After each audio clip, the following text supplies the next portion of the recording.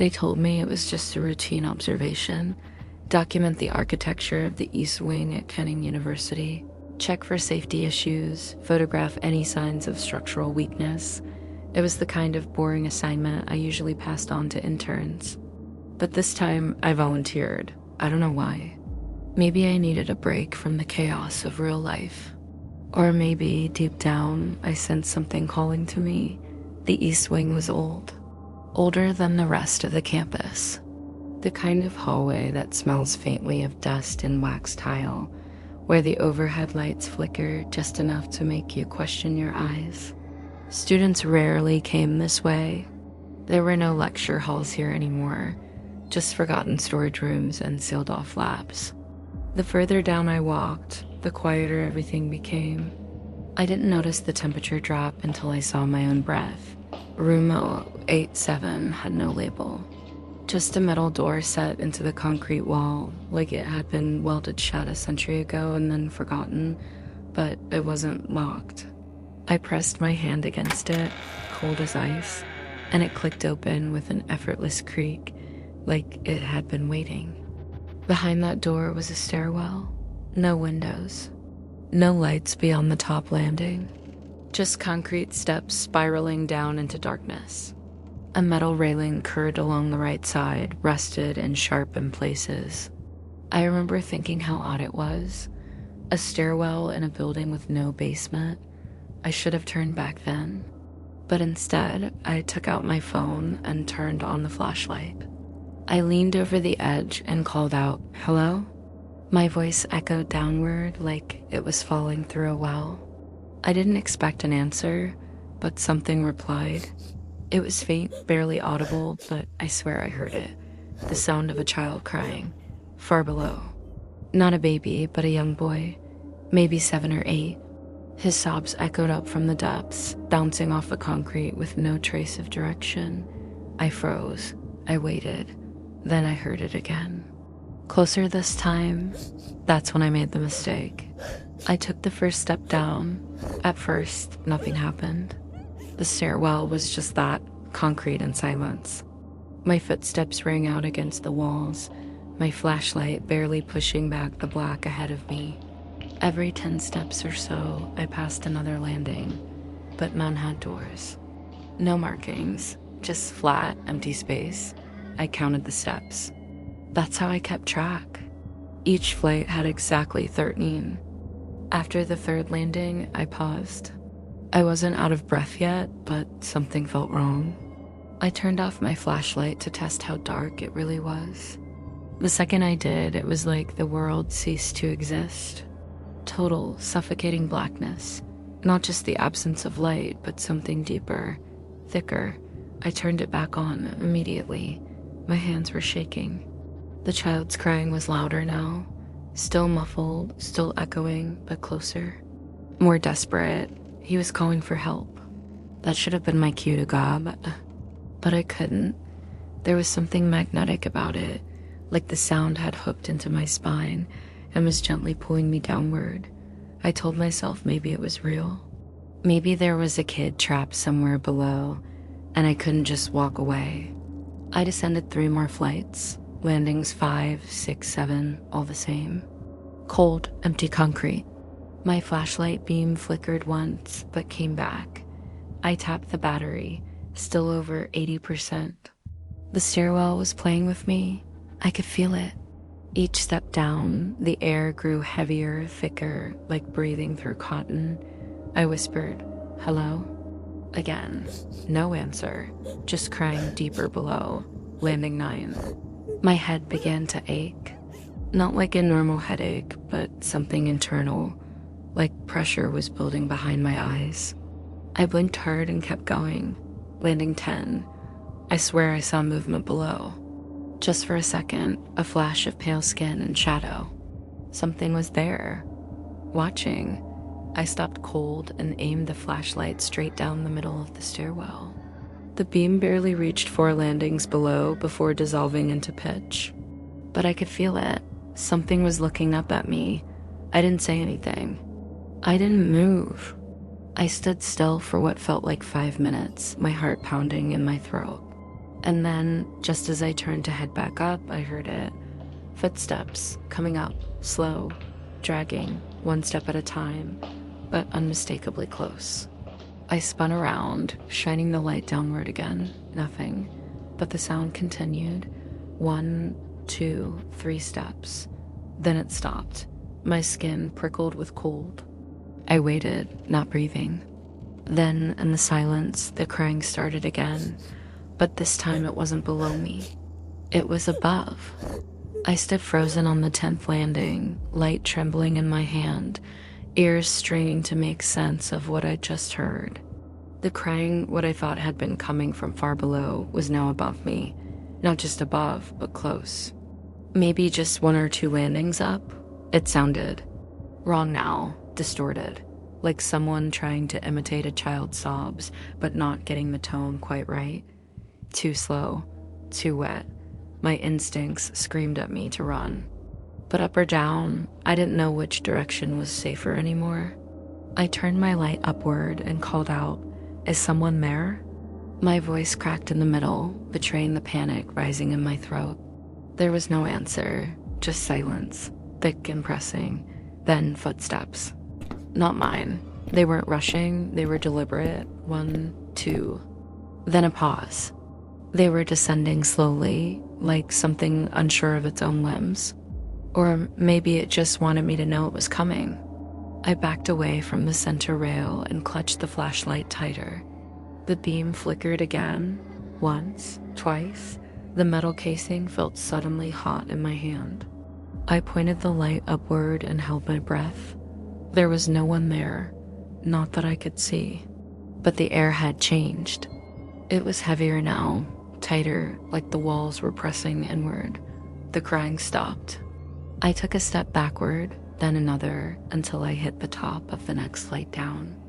I didn't want to keep descending, but staying in one place felt worse. I moved down.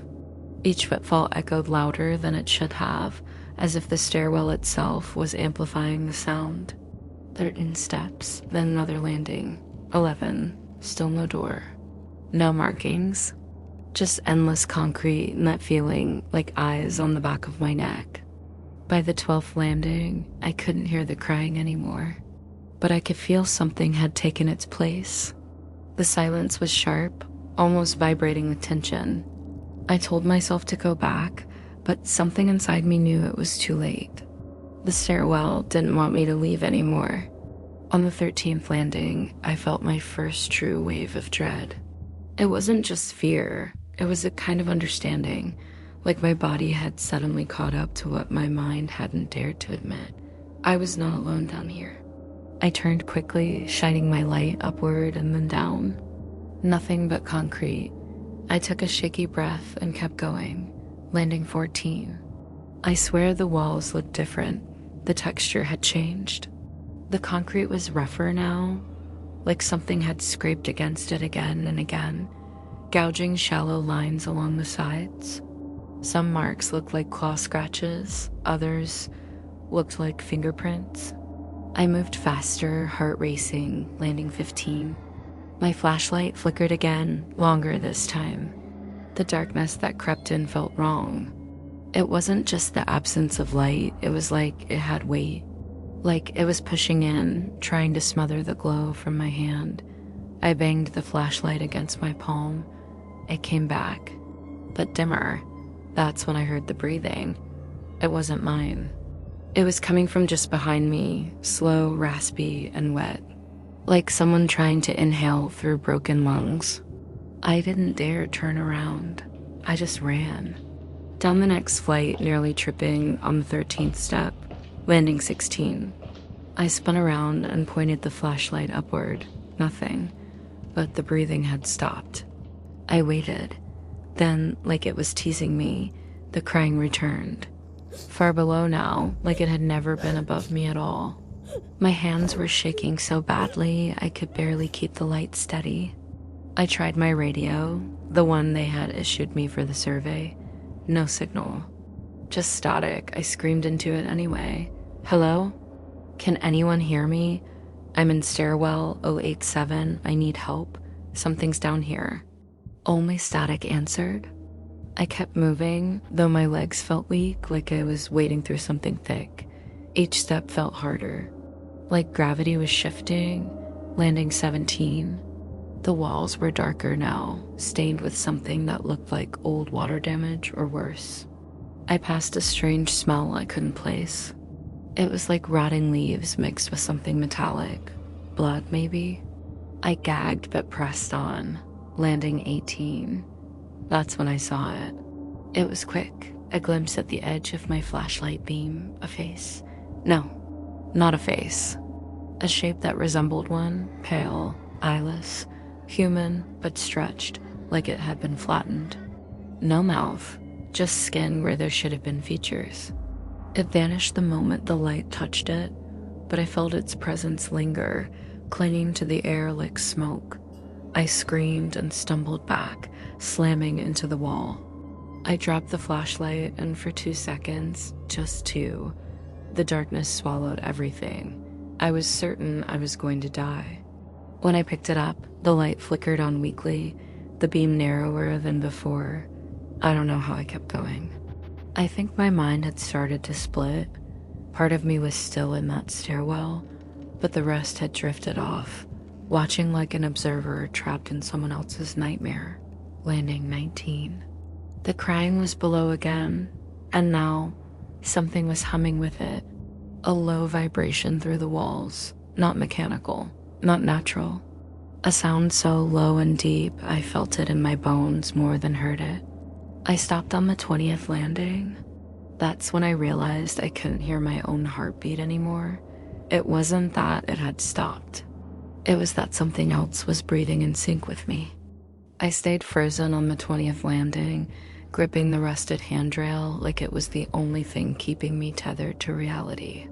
The flashlight barely glowed now, the beam trembling in and out like it was gasping for power. But worse than the dying light was the sensation creeping over my skin that something was breathing with me, mimicking the rhythm of my lungs, matching every inhale, every exhale, as if it had nestled into my very body.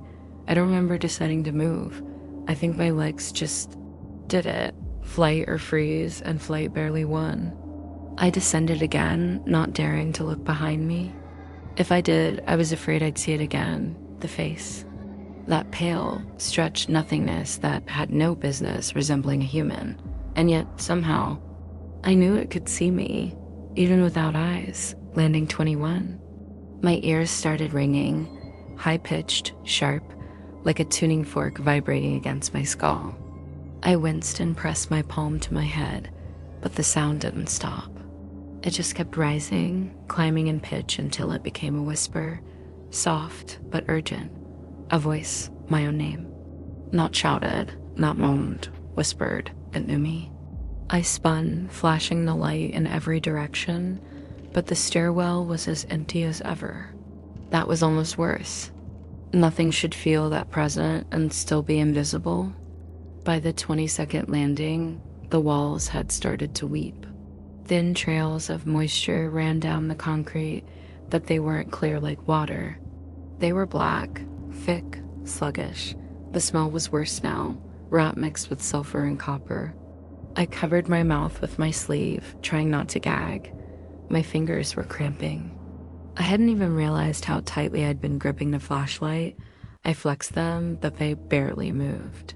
My joints ached like I'd aged 50 years in 20 minutes. Then came the first scream, not the child, not crying. A scream, long, piercing, echoing up from deep below. It wasn't human. It couldn't be. It was too wide, like it had come from something enormous trying to force its voice through a human throat.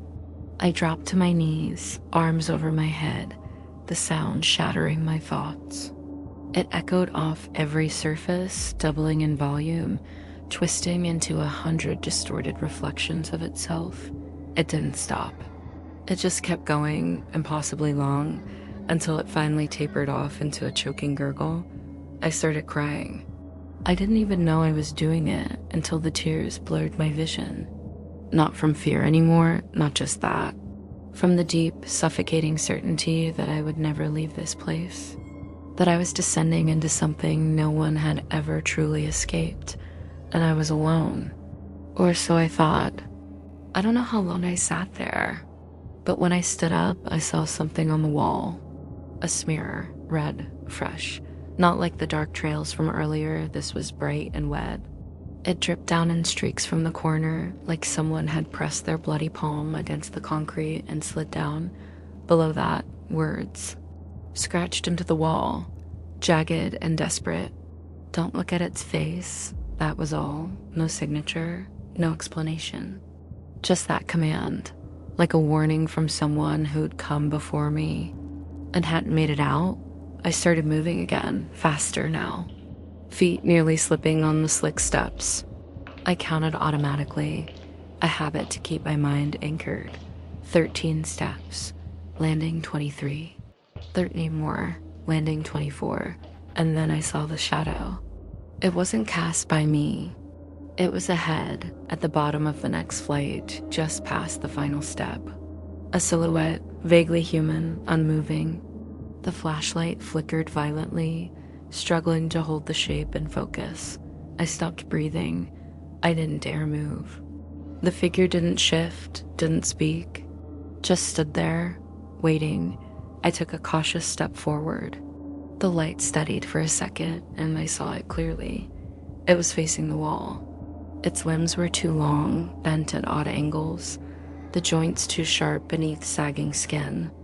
Its back was hunched, its spine visibly pushing out like knots under the surface, and its head turned, not the body, just the head, a full 180 degrees, slowly, with a sickening wet crack of tendon and bone, and as it rotated, I saw its face. No features, just stretched skin, blank and pale, like melted wax. But beneath that surface, I could feel it watching me, smiling without a mouth. I remembered the words. Don't look at its face. I slammed my eyes shut and turned, heart pounding, breath caught in my throat. It had in my throat. I could feel it still standing there, silently observing. I stumbled backward up the stairs, a few steps, just to get distance. I turned off the flashlight, and in the darkness, it moved. I heard it. Wet footsteps. One after another, deliberate, coming toward me. But I couldn't open my eyes. I wouldn't. Something told me if I saw it again, if I made eye contact, even with no eyes, it would take something from me. My name, my mind, my body. I don't know. I turned and ran blindly, light still off, slamming into the railing, bouncing down the steps, tripping, catching myself, feeling the rough concrete scrape my palms. By the time I hit landing 25, I flicked the light back on. It was gone. But the crying had started again, far below, as if nothing had happened, as if the thing I saw was just another part of this place, a permanent resident of the stairwell, and I was trespassing in its home. My legs ached, my lungs burned, and still I kept going down. Landing 26. By now, I had stopped thinking of escape.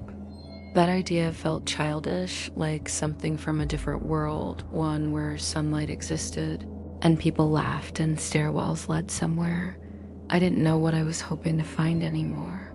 Answers? A way out? A body? Maybe I was just chasing the crying. Or maybe it was pulling me. My flashlight dimmed again, and this time it didn't recover. The cone of light sputtered once, then died completely. The only sound was the rasp of my breath, far too loud in the silence. I slapped the casing. Nothing. I twisted the cap, changed the batteries. Nothing. Just blackness, thick and absolute. I sat down on the step. My heart was racing so hard I thought it would shake me apart. There was no signal on the radio, no light, no sound but my own breath and the very distant sound of crying, like it was buried 100 floors below, wrapped in stone. And then a second sound joined it, not crying, not footsteps, whispering. I couldn't tell what it was saying or even where it was coming from. It wasn't in my ears, it was in my head. whisper thoughts, looping phrases in a language I didn't understand. Like something was brushing the inside of my skull with its voice. I stood quickly and something brushed my back. I screamed and spun around, but I couldn't see. The darkness was too deep. My hands waved in front of me and felt only stale air. But I knew something had touched me. It had fingers. Thin, long fingers.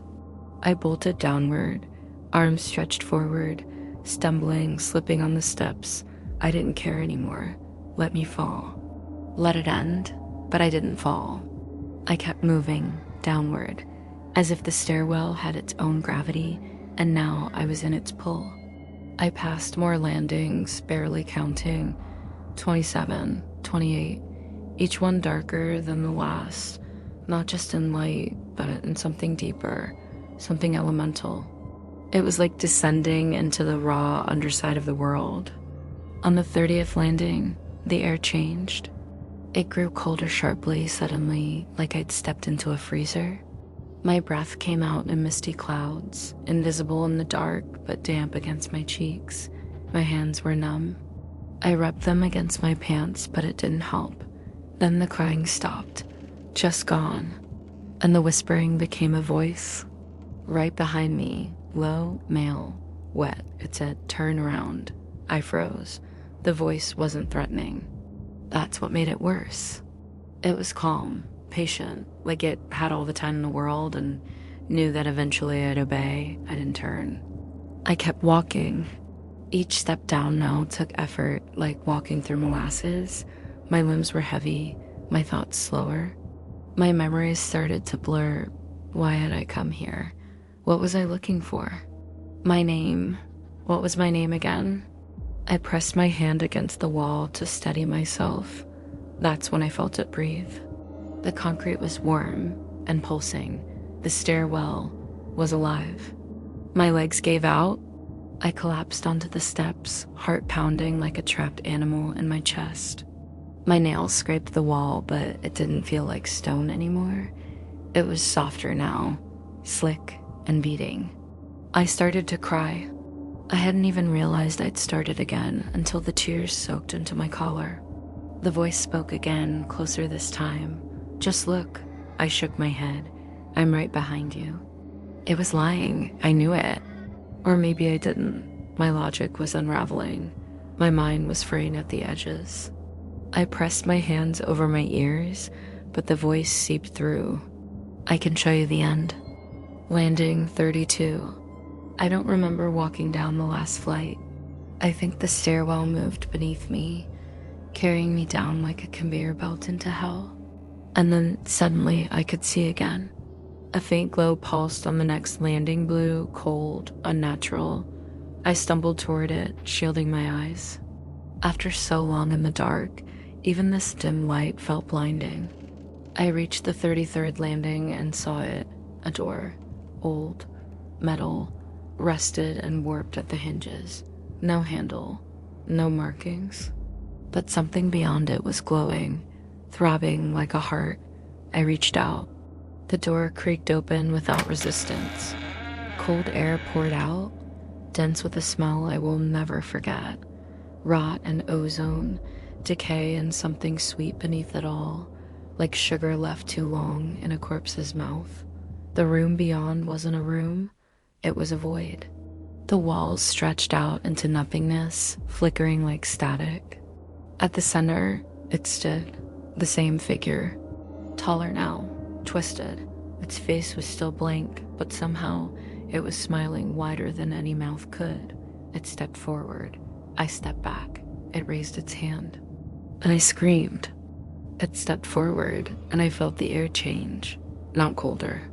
Not heavier. It was more than that. The space spun around it, warped and pulled like gravity had chosen a new center, and it was this thing. This faceless, towering figure that had no right to exist. It was wrong. A fracture in reality, a living hole in the world, and it was looking at me. My legs wouldn't move. I tried, God, I tried, but they locked beneath me, frozen by something deeper than fear. The kind of terror that lives in your blood, your bones, the kind that remembers being prey, its arm lifted, slow, deliberate. The same long, thin fingers I'd felt brush against my back earlier, each digit too long, the joints bulbous and twitching under the skin like worms trapped in latex. It didn't reach to grab me. It pointed, down the stairs, behind me, and I understood. There was still more below. This wasn't the bottom. This was just a checkpoint, a guardian, a final warning. The flashlight sparked once in my hand, flickered, and died again. But I could still see it. Even in the dark, it radiated presence. It glowed from within, not with light, but with intention. It wanted me to keep going. I opened my mouth to say something, I don't know what. A question, maybe, a scream, but I never got the chance. The sound that came out wasn't mine, it was the voice. Not behind me now, inside me. You belong to the stairwell now? I fell, no was pushed. The stairs gave out beneath me like a trapdoor collapsing under my weight. I tumbled, slamming into cold concrete again and again, spinning through blackness. There was no up, no down, no direction at all. Just pain and motion and that whisper, now whisper laughing, over and over again. You came down, you came down. When I stopped falling, I was flat on my back. The floor was damp, warm, breathing. I sat up, blinking. The light was gone. So was the door. So was the entity. I wasn't on the stairs anymore. I was in a hallway. Low ceiling, dripping walls. A tunnel that stretched ahead into more darkness, barely lit by that same faint blue glow I'd seen before. Except now, it was pulsing with rhythm, like a heartbeat. Mine? No, I move forward. Not because I wanted to. Because I had no choice. My body wasn't mine anymore. It belonged to the stairwell. My thoughts were slow. My memories scattered. What was the outside world? My home? My name? Those were distant, like dreams after waking. I walked and walked and walked.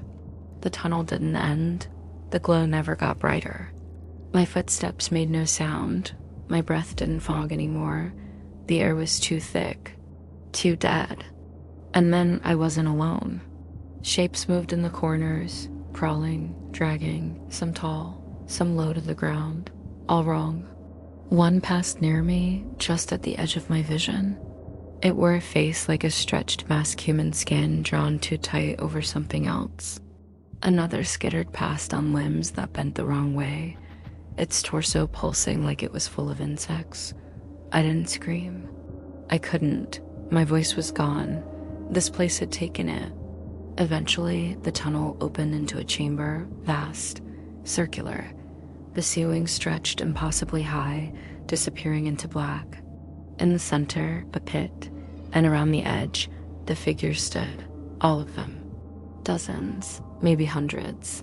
Silent, watching, they left a path for me. A narrow aisle leading to the pit. I walked. When I reached the edge, I looked down and saw myself, or what I thought was me. A girl, same clothes, same face, but her eyes were gone black holes oozing shadow, her mouth opened in a silent scream. And she was falling, forever. The whisper came back. Now you know. Suddenly, I understood. No one escapes SCP-087. No one was meant to. It's not a place. It's a hunger, a ritual, a cycle. It calls and we answer and it consumes. I fell to my knees, laughing and crying and shaking all at once. And in the dark, the others joined me. They told me I was found outside the building, face down in the grass near the emergency exit, clothes soaked in sweat and blood. I had scratches on my arms, bruises on my back. No broken bones, no sign of assault, but I didn't respond to my name. Not at first. The emergency responders said I was muttering numbers. 33, 34, 35, over and over again. They said my pupils were blown wide. I screamed when someone turned on the hallway light. I tried to claw my way into the dark of the janitor's closet before they sedated me. That was 3 days ago. At least that's what they told me. I've been in this hospital room since. No windows, no clocks. Just the hum of fluorescent lights that never turn off and the soft buzz of a monitor tracking my vitals. I'm stable now, they say lucid, but I know they're watching me. Not just the doctors. Them, I can still hear the crying. Not all the time, just when it's quiet. When I close my eyes, it's coming from below the floor. No matter where I am, even here in this secure ward. The sobbing echoes up from under the tiles like it followed me, or maybe it never left. Maybe I never left because something's wrong with the light here. It flickers sometimes, just once, barely noticeable. But when it does, I swear the walls shift, not physically, no. It's like a pulse, like reality holds its breath. And when the light steadies again, for just a second, the door across the room seems farther away, like the space stretched. Like I'm still on the stairs. They sent someone else in yesterday, another agent. He went down with a full kit camera, line, backup light, satellite radio. Protocol improvements, they said. He never came back up. The footage they retrieved from his helmet cam was corrupted black screen, static, and at the very end, a single frame that gave me chills. It showed a figure, standing at the base of the stairs. No face, just a blur of shadow shaped like a man. Arm outstretched, finger pointing up, toward the camera. Toward me. They tried to delete the file. It reappeared, twice. Every time someone opens it, the frame count increases by 1. Like it's still being recorded, like something is still watching. I don't sleep much anymore. When I do, I dream of staircases. Infinite steps and crying, and a door that opens into my own body. I dream of myself walking downward in a loop, past my own bones, past the bones of people I've never met. I wake up gasping, hands bruised, dirt under my fingernails. The doctors say it's trauma. I say they're blind. Because here's the part I haven't told them. The last thing I remember before waking up outside, I turned around, I looked at it, and I saw my own face, not mirrored, identical, and it smiled. That's what stays with me, not the darkness, not the endless stairs, not even the thing whispering in my mind. It's the knowledge that somewhere down there in the black, I'm still walking, still descending. And one day, maybe not today, maybe not next week, but one day, I'll meet myself coming back up. And when that happens, I don't know which version of me will survive, or if either one is really me anymore. The door to SCP-087 has been sealed, but it doesn't matter, because it isn't the door that's open, it's the stairwell. It never ends.